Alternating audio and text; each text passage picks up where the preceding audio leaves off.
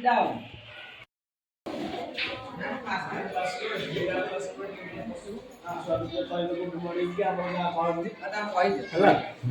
ବୁଝିବାର ପଛେ ଲକ୍ଷ୍ୟ କରିଥାଉ ଜଗତ ଉଦ୍ଧାର ହେଉ। ସବୁ କ୍ଷେତ୍ରରେ ମୁଁ କୁହେ ଦୁଃଖଟା ମୋ ପାଖକୁ ଆସୁ, କିନ୍ତୁ ମୋର ଯୋଉମାନେ ସହଯୋଗୀ ଅଛନ୍ତି ସେମାନେ ମୋ ଉପରେ ନ ପଡୁ।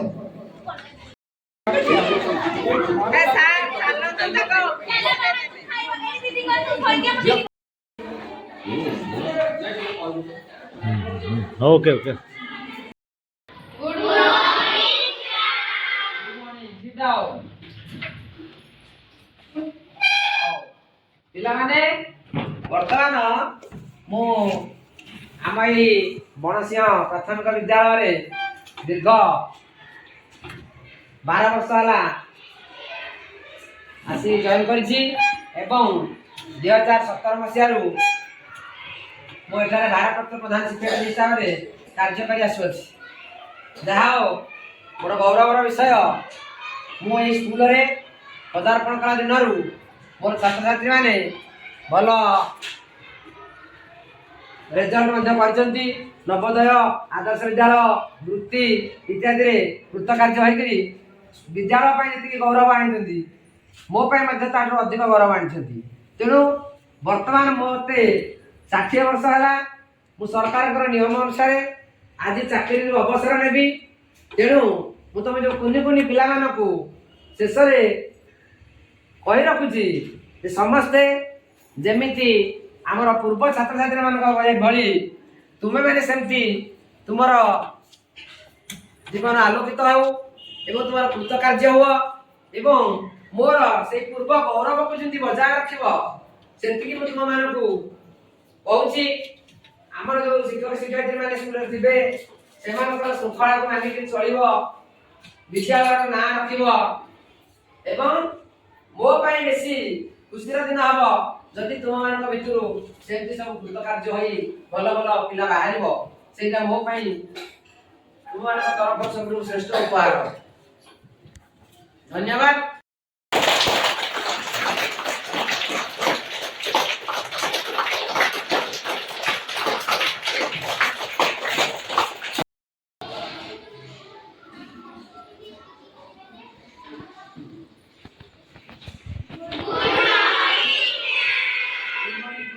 Sit down. ପିଲାମାନେ ମୋର ଛାତ୍ରଛାତ୍ରୀମାନେ ତୁମେ ସମସ୍ତେ ଜାଣିଛ ମୁଁ ତୁମ ବିଦ୍ୟାଳୟରେ ଭାରପ୍ରାପ୍ତ ପ୍ରଧାନ ଶିକ୍ଷୟିତ୍ରୀ ହିସାବରେ କାର୍ଯ୍ୟ କରି ଆସୁଅଛି ଏବଂ ତୁମମାନଙ୍କ ପାଇଁ ମୁଁ ସବୁବେଳେ ଗର୍ବିତ। କାହିଁକି ନା ମୋର ବିଦ୍ୟାଳୟର ଛାତ୍ରଛାତ୍ରୀମାନେ ସବୁ କ୍ଷେତ୍ରରେ ଉଚ୍ଚ ପ୍ରଶଂସିତ ହୋଇଛନ୍ତି ଏବଂ ଭଲ ରେଜଲ୍ଟ ମଧ୍ୟ ସ୍କୁଲରେ କରନ୍ତି। ଆମ ସ୍କୁଲର ମଧ୍ୟ ଗର୍ବ ଏବଂ ଗୌରବ ଆଗରୁ ରହିଆସିଛି। ତେଣୁ ଆଜି ହେଉଛି ମୋର ଅବସର ଦିନ, ଚାକିରିରୁ ମୁଁ ଅବସର ନେବାକୁ ଯାଉଛି। ତେଣୁ ଏହି ଶେଷ ଦିନରେ ମୁଁ ତୁମମାନଙ୍କୁ ଗୋଟିଏ ପରାମର୍ଶ ଦେଉଛି, ଯାହାକୁ ତୁମେ ପାଳନ କଲେ ମୁଁ ବହୁତ ଖୁସି ହେବି। କ'ଣ ନା ଆମ ବିଦ୍ୟାଳୟର ଯେଉଁ ଗୌରବ ବା ଐତିହ୍ୟ ରହିଛି ଆମେ ସମସ୍ତେ ଲାଗି ତାକୁ ବଜାୟ ରଖିବା, ଭଲ ପାଠ ପଢ଼ିବା, ଭଲ ମଣିଷ ହେବା, ଶିକ୍ଷକ ଶିକ୍ଷୟିତ୍ରୀମାନଙ୍କର ନୀତି ନିୟମକୁ ମାନିକରି ଆମେ ଚଳିବା। ଏସବୁ କଲେ ଆମେ ଜୀବନରେ ଗୋଟିଏ ଭଲ ଉଜ୍ଜ୍ୱଳ ତାରକା ହୋଇ ବାହାରିବା ଏବଂ ବିଦ୍ୟାଳୟର ଗୌରବ ସାଙ୍ଗେ ସାଙ୍ଗେ ଆମ ଶିକ୍ଷକ ଶିକ୍ଷୟିତ୍ରୀମାନଙ୍କ ମଧ୍ୟ ଗୌରବ ଏବଂ ପିତାମାତାଙ୍କର ମଧ୍ୟ ଗୌରବ ବୃଦ୍ଧି କରିପାରିବ। ଆଉ ଏତିକି ଯଦି ତମେ ମୋର ଶେଷ ସମୟରେ ମୋର ପରାମର୍ଶକୁ କାମରେ ଲଗାଇ ପାରିବ ସେଇଟା ହେବ ମୋ ପାଇଁ ତୁମମାନଙ୍କ ତରଫରୁ ଶ୍ରେଷ୍ଠ ଉପହାର। ଧନ୍ୟବାଦ।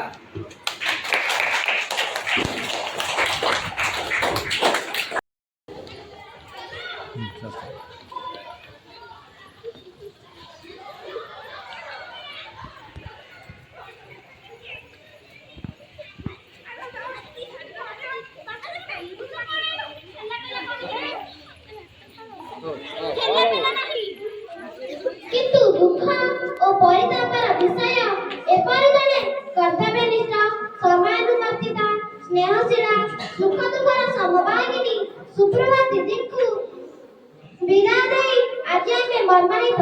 ତାଙ୍କର ହସ ହସ କଥା, ପାଠ ପଢ଼ାର ଶୈଳୀ, ସମସ୍ତ ଶିକ୍ଷୟିତ୍ରୀଙ୍କୁ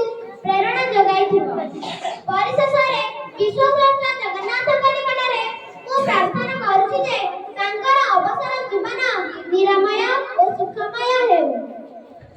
ପୂଜ୍ୟ ଗୁରୁମାତା ଜୀବନ ନିର୍ମାତା ତୁମ ପାଦ ଛୁଇଁ ପାତ, ତୁମ ଆଶୀର୍ବାଦ ସୁଖର ସମ୍ପଦ ଲଭି ଏବେକୁ ବିଖ୍ୟାତ। 2014 ମସିହା ପର୍ଯ୍ୟନ୍ତ ଶିକ୍ଷାଦାନ କରି ଆସୁଛନ୍ତି ଏବଂ 14 ଠାରୁ 26 ଜାନୁଆରୀ ତାଙ୍କର କାର୍ଯ୍ୟକାଳ ସମାପ୍ତ କରିଛନ୍ତି। ସେ ଆମ ଗଣେଶ କ୍ଲଷ୍ଟରର ଜଣେ ଶିକ୍ଷୟିତ୍ରୀ ନଥିଲେ, ସେ ଥିଲେ ସମସ୍ତ ଶିକ୍ଷକଙ୍କର ବା ଶିକ୍ଷକଙ୍କର ଜଣେ ଉପଦେଷ୍ଟା, ପଥ ପ୍ରଦର୍ଶକ। ତାଙ୍କର ପ୍ରତିଟି କଥାର କିଛି କିଛି ମୂଲ୍ୟ ଥାଏ ଏବଂ ସମସ୍ତେ ମଧ୍ୟ ତାଙ୍କ କଥାକୁ ଗ୍ରହଣ କରନ୍ତି। ତେଣୁ ଆଜି ଏ ଗଣେଶ କ୍ଲଷ୍ଟର ଏକ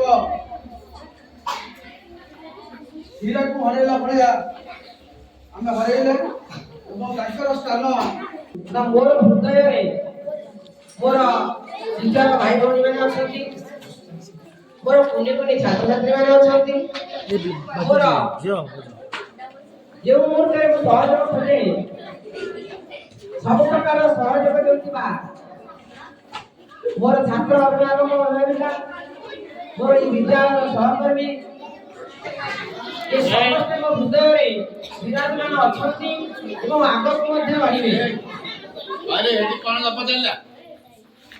ମୁଁ ମୋର ବିଦ୍ୟାଳୟକୁ ଗୋଟିଏ ପରିବାର ଭାବେ, ମୋର କେନ୍ଦ୍ରକୁ ମଧ୍ୟ ଗୋଟିଏ ପରିବାର ଭାବେ, ମୋର ଚାକିରି ଜୀବନରେ ମୁଁ ଯେତିକି ବି ସ୍କୁଲରେ ରହିଛି ସବୁଠାରେ ମୋର ସହକର୍ମୀମାନଙ୍କୁ ମୁଁ ମୋର ନିଜର ମୋ ବୟସ ଅନୁସାରେ ମୋ ଟିକେ ବଡ଼ ମୁଁ ତାକୁ ପିତାମାତା ଭଳିଆ ଦେଖେ ଏବଂ ମୋର ସହକର୍ମୀମାନଙ୍କୁ ମୋର ଛୋଟ ଭାଇ ଭଉଣୀ ଭଳିଆ ଦେଖେ। କେହି କେବେ ବିପଦରେ ନ ପଡୁ, ସବୁବେଳେ ମୋ ଜୀବନରେ ଗୋଟିଏ ଲକ୍ଷ୍ୟ ରଖିଥାଏ। ଭୀମ ଭାଇଙ୍କର ଯୋଉ ଲେଖା, ପ୍ରାଣୀଙ୍କ ଆହତ ଦୁଃଖ ଅପ୍ରମିତ ଦେଖୁ ଦେଖୁ କେବା ସହୁ, ବୁଝିମାନ ପଛେ ଲକ୍ଷ୍ୟ କରିଥାଉ ଜଗତ ଉଦ୍ଧାର ହେଉ। ସବୁ କ୍ଷେତ୍ରରେ ମୁଁ କୁହେ ଦୁଃଖଟା ମୋ ଉପରକୁ ଆସୁ, କିନ୍ତୁ ମୋର ଯୋଉମାନେ ସହଯୋଗୀ ଅଛନ୍ତି ସେମାନେ ମୋ ଉପରେ ନ ପଡୁ। ମୋ ଘରର ଯେମିତି ମଙ୍ଗଳ କାମନା କରେ, ମୋ ଘରର କଥା ଯେମିତି ବାହାରକୁ ନ ଯାଉ, ଭଗବାନ ସମସ୍ତଙ୍କୁ ଭଲରେ ରଖନ୍ତୁ, ସେମିତି ମୋ ବିଦ୍ୟାଳୟରେ ମୁଁ ଯୋଉମାନଙ୍କୁ ଧରିକି ଯୋଉ ପରିବାର ବଢିଛି ମୋ ପରିବାର କଥା କେବେ ବାହାରକୁ ନ ଯାଉ। ସେମାନେ ଭଲରେ ରହିଲେ ମୋର ବିଦ୍ୟାଳୟ ଭଲ ଚଳିବ, ମୋର ପିଲାମାନେ ଆଗକୁ ଯିବେ। ତେଣୁ ସେଭଳି ମଧ୍ୟ ମୁଁ ଭାବେ ମୋ କେନ୍ଦ୍ରରେ ମଧ୍ୟ ବଦନାମ ନ ହଉ। ମୋ କ୍ଷେତ୍ରରେ ଯେତେ ଶିକ୍ଷକ ଶିକ୍ଷିକା ଅଛନ୍ତି ସମସ୍ତେ ସୁନାମ ପାଆନ୍ତୁ।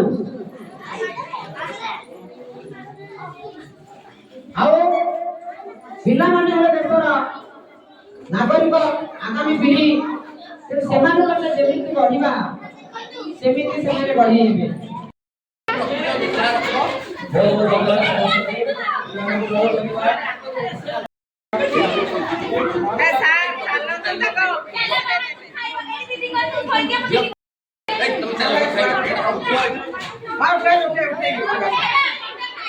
रेडी ओके हाँ ओके ओके